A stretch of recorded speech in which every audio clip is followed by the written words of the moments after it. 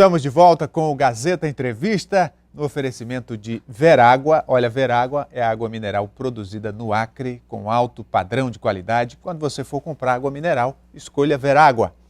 Neste segundo bloco do Gazeta Entrevista, eu recebo aqui o secretário estadual de Polícia Civil, delegado Emilson Farias. Boa noite, delegado. Seja bem-vindo mais uma vez ao Gazeta Entrevista. Obrigado, um prazer, Rogério. Então, delegado, nós temos aí acompanhado a Operação Impactos da Polícia Civil, que é, digamos assim, uma operação de grande porte, que vem já sendo desenvolvida há algumas semanas e que tem produzido resultados expressivos, né? Do ponto de vista de prisões, de apreensão de drogas, enfim, desarticulação do crime. Qual o balanço que o senhor faz desse trabalho, já aí entrando na quinta semana? Olha, Rogério, nós tivemos a quinta operação, que foi a Operação Impacto 5, ela trouxe um resultado bastante expressivo. Nós tivemos mais de 70 prisões. Nesse período que é um pouco mais de um mês, 70 prisões, nós tivemos 116 quilos de drogas tiradas de circulação, nós tivemos armas tiradas de circulação, nós tivemos inúmeros traficantes e assaltantes tirados de circulação, e eu sempre disse e volto a dizer, foi um momento em que nós precisávamos fazer uma abordagem diferente, porque a gente tinha percebido que o crime tinha migrado para o asfalto, que aquelas pessoas que a gente estava atacando no que diz respeito ao tráfico de drogas, elas estavam buscando se capitalizar através da engenharia do crime, através do roubo e do furto. Então nós precisamos fazer uma abordagem diferente. Então a Operação Impactos, ela veio com esse formato de fazer uma nova abordagem. Nada impede que daqui a 3 meses a gente faça uma abordagem diferente, já que o crime é dinâmico e ele migra. Então a gente precisa estar sempre atento. O importante sempre ter é o diagnóstico, para a gente poder fazer as mudanças necessárias para obter o resultado necessário, o resultado adequado. Eu penso que nós estamos no caminho certo. Quando a gente fala em mais de 70 pessoas tiradas de circulação em um mês, só por conta da Operação Impactos, mais do que isso, colocar a Operação Impactos na rua, chegando no bairro, chegando na regional de maneira forte, de maneira contundente, e depois continuando no bairro, com espírito, com a filosofia comunitária, eu acho que o resultado é bastante positivo. O problema da segurança pública é complexo, né? São necessárias ações em várias frentes, mas eu vou destacar aqui um ponto, a questão do tráfico de drogas. Como é que o senhor avalia o tráfico de drogas e a relação com os demais crimes, roubos, furtos, arrombamentos, homicídios, enfim? Eu tenho absoluta certeza, absoluta convicção, e daí que nós criamos, antes dessa nova abordagem, que é esse Pacto pela Paz, esse Plano da Paz, voltado para a segurança pública, com várias ações, a gente tinha um plano muito bem delineado, muito bem planejado. O Estado organizou um plano que era para combater os ativos criminais, fundamentalmente o tráfico de drogas. Nós sabemos que o tráfico de drogas acaba sendo a mãe dos demais crimes, acaba fomentando o crime de receptação, o crime de roubo, o crime de execuções, de homicídios. A grande maioria dos homicídios que ocorreram na nossa capital nos últimos dias estão quase todos relacionados à execução, à busca por território, à busca por espaço nesse mundo criminoso e nessa engenharia de crime que eu chamo, que é a busca por tráfico de droga, que é a busca por se capitalizar. Às vezes a gente tira de circulação pessoas que são dono de determinada boca e a gente tira junto com ela pessoas que trabalham para ela, e aquela boca ela acaba sendo ocupada, e nessa ocupação da boca acaba havendo disputa, e em algumas situações ocorre inclusive execução.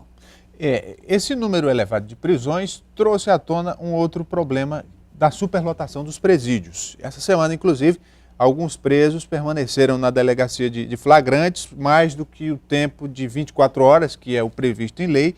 Como é que está essa questão, essa relação da sua secretaria com o IAPEM, com a Secretaria de Cidadania e Direitos Humanos? Olha, nós temos conversado diariamente, nós estamos em tratativas. Obviamente que o local adequado para um preso ficar não é uma delegacia, até pelo mesmo princípio que é colocado pela própria juíza na sua decisão quando interditou uma unidade penitenciária, um bloco penitenciário. Nós temos tratado com o Poder Judiciário, nós temos tratado com a administração penitenciária, nós temos discutido, e nós não vamos deixar de fazer de maneira nenhuma, é deixar de continuar a aprender. Nós vamos continuar aprendendo e prendendo cada vez mais. A Operação Impacto ela vai continuar, e vai continuar de maneira rotineira, porque essa é uma operação permanente.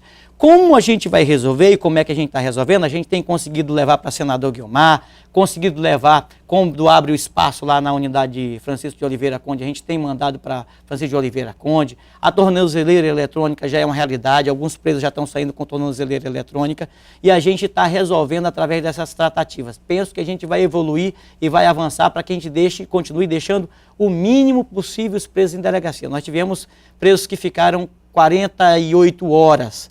E 48 horas a gente fez contato com o próprio Poder Judiciário, com a administração penitenciária e já levamos os presos que não tem que ficar mais do que esse tempo. O que não pode, de maneira nenhuma, é a população ser penalizada. E nesse sentido, todos nós estamos unidos. Nós não podemos deixar de prender sob esse pretexto. Nós vamos continuar aprendendo e continuar cada vez mais com repressão forte.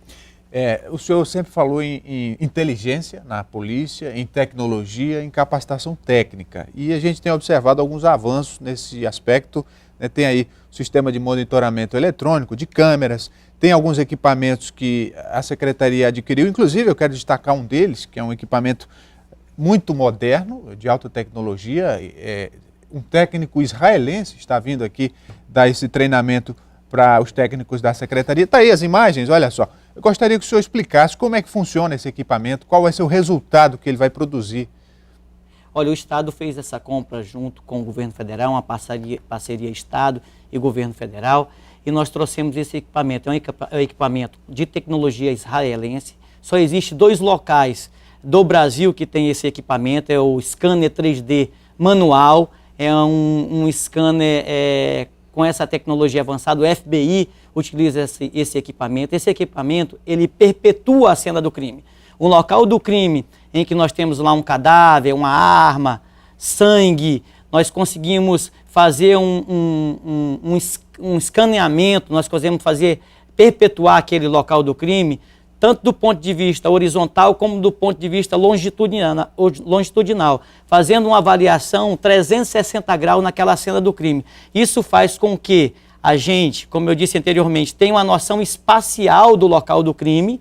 E eu tenho absoluta certeza que quando a gente levar para um jurado, por exemplo, num crime contra a vida, em que o júri é que faz a avaliação e dá o seu veredito, ele conseguirá ter uma leitura da cena do crime, da dinâmica do crime, de maneira mais contextualizada. Porque nós tínhamos anteriormente, só para o nosso telespectador ter ideia, nós tínhamos laudos e várias fotografias, por exemplo, de situação da arma.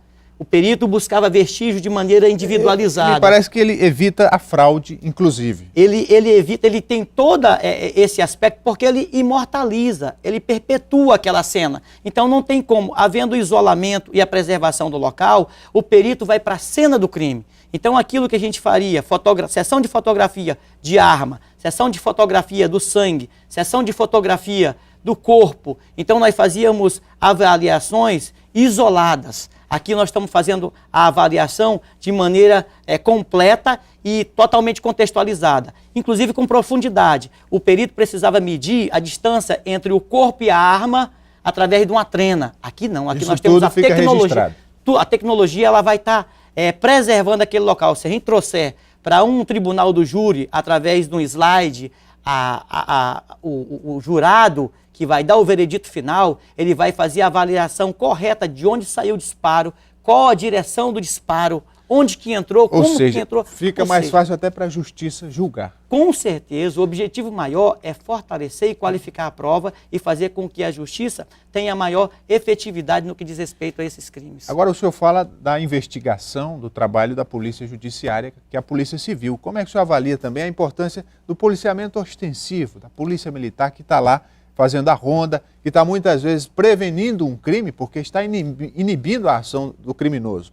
É fundamental. Na verdade, o nosso sistema é um sistema dicotômico, um sistema em que a gente tem a Polícia Judiciária, que faz essa parte repressiva, e nós temos a Polícia Administrativa, que é a Polícia Militar, que faz o ostensivo e o preventivo. Elas são complementares. Elas não existem, elas não têm um fim em si mesmo. A Polícia Civil não tem um fim em si mesmo e a Polícia Militar não tem um fim em si mesmo. Elas precisam estar dialogando e trabalhando constantemente juntas para que a gente tenha o resultado efetivo. E é assim que nós trabalhamos aqui no estado do Acre. A Polícia Militar na rua, como tem ficado, como tem sido de maneira mais contundente, a gente tem visto nos últimos dias, tem melhorado, junto com a Polícia Civil, consideravelmente os indicadores aqui no Estado. Nós tivemos redução, depois dessa nova abordagem, redução considerável no crime de homicídio, redução considerável no que diz respeito a crime de roubo, mas precisamos sim avançar muito. É por isso que a gente está com um olhar tecnológico e tem que estar sempre à frente, buscando melhorar em tecnologia para que a gente faça uma polícia do futuro.